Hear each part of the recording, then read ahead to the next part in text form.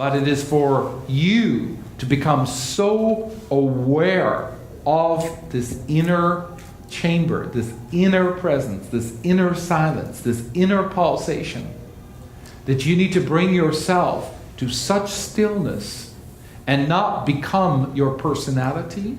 And as long as your personality is still your identity, you cannot find this inner chamber. And once you can find the inner chamber in the deepest corners of your being, and if you can just find one, follow it. The moment you feel that you're dropping, drop into it. The moment you can feel that you're expanding and contracting, move with it. These layers, these frequencies, these moments. You know, there are times when somebody will say they did a presentation or they talked to their children and they felt completely stoned. They felt magnificent. When you listen to a piece of music, take away the personality and just feel the presence, the silence, the pulsation, the movement. Pulsating and moving, almost like a jellyfish. You can feel the movement. If you attune yourself to this movement of energy, when you become aware of the subtlest movements of the kundalini, when you can become very aware of constantly bringing the energy up, continuously moving the energy up with great ease and great effortlessness. This isn't about forcing. This is about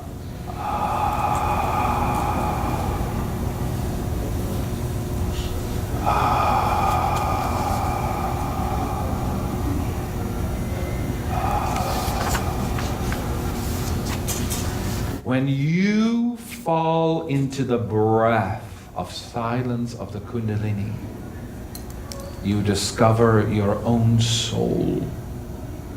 When you discover the breath of the kundalini, you will discover your own breath, your own soul. When you become aware of the gentlest movements of the pulsation of the kundalini, and you can feel there is absolutely this presence of you. Yes, my ego. Yes, my personality. But when you can feel the movement of the kundalini and the movement of your soul, the seed of the soul releases and helps you become wise, helps you become full of wisdom. It leads you to liberation.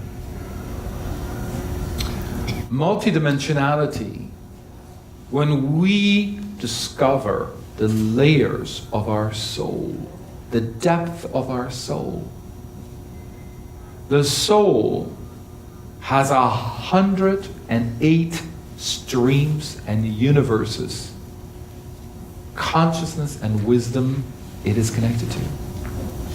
Your soul is a grid system to 108 universes, 108 streams of consciousness. And when you feel the pulsation and feel the movement of the kundalini, when you can feel the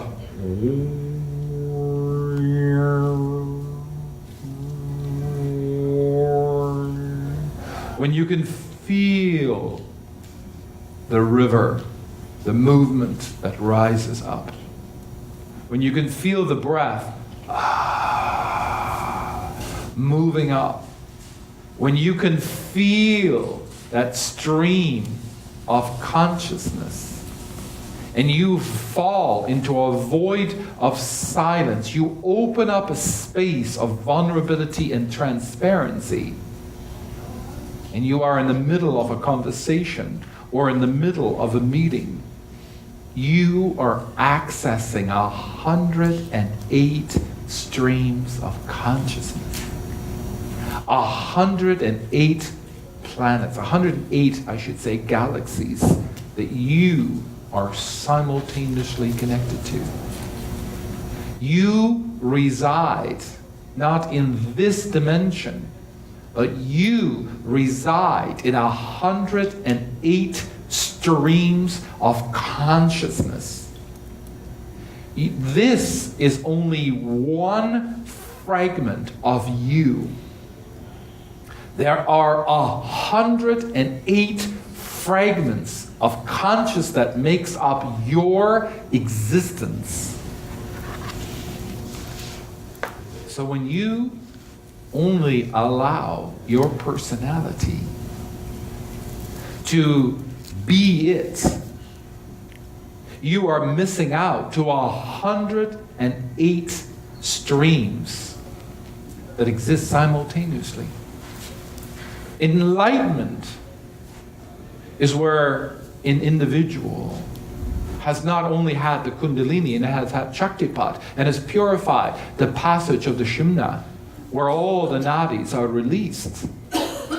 A person that learns to really drop into that silence, waits for the universe to speak to them, really drops into silence, that person will reach one stream of consciousness, and in a matter of 3 years can create the entire streams of 108 if they are a true yogi. When you meet a guru, there are gurus that have 7 stages of self-realization. Some gurus you can say are over here, and some gurus are over here, and some gurus are over there. Because a guru has 7 layers of planets, universes, self-realization, and they are all connected to the 108 streams that they connect with internally. When I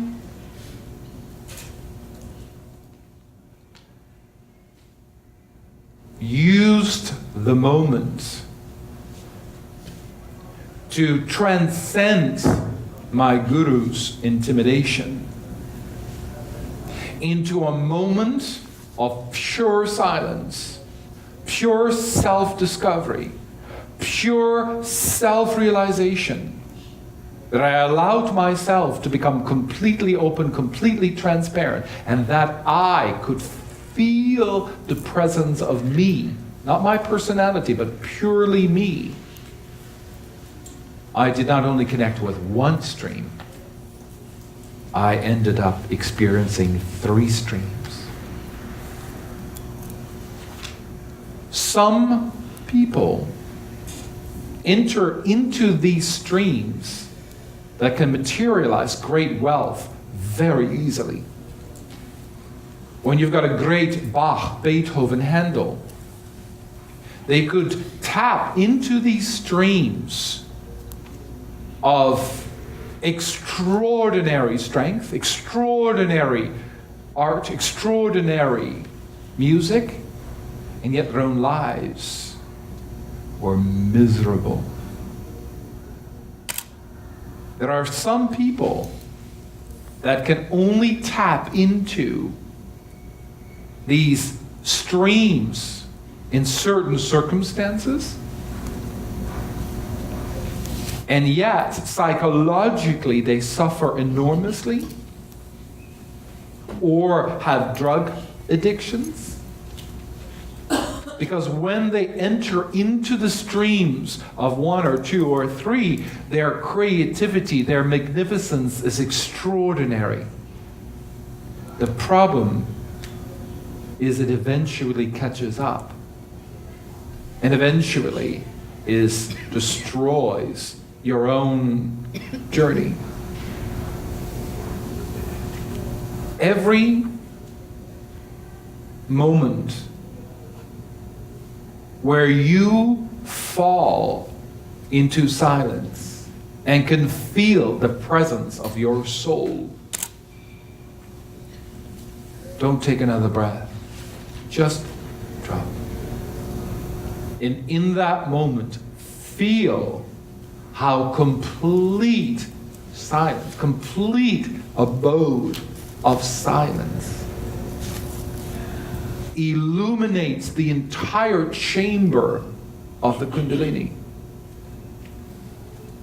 The more moments where you either chant and you can feel the light moving, you cannot see it, but you can feel the light moving through your body, feel the magnificence of an inner fireworks of magnificence that you cannot see, but you can feel.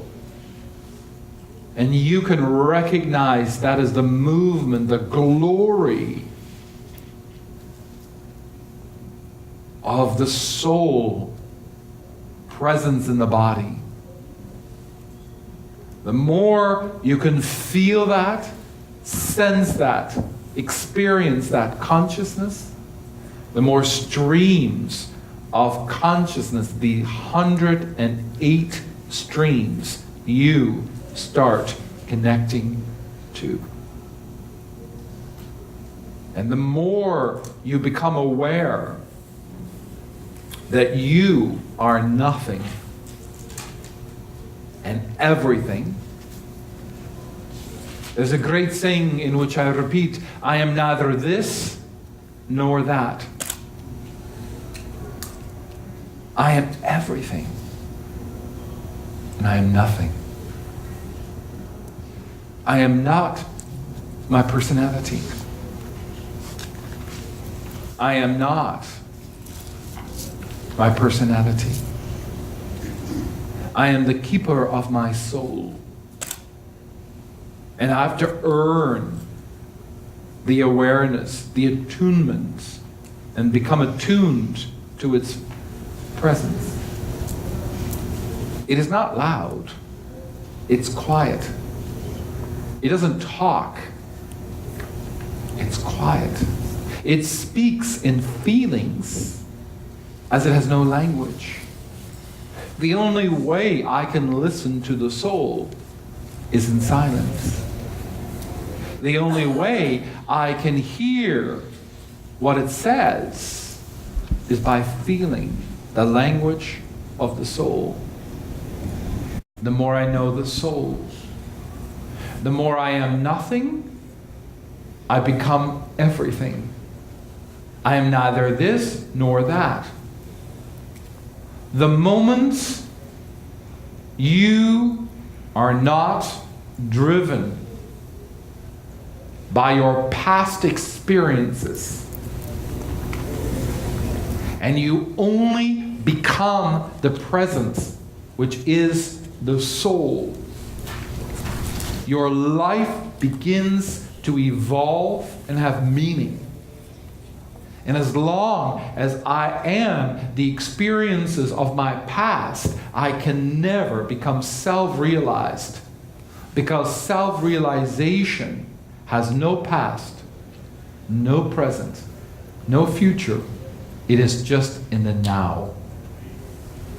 And when you're only in the now, in this moment, right now, that's the language of the soul.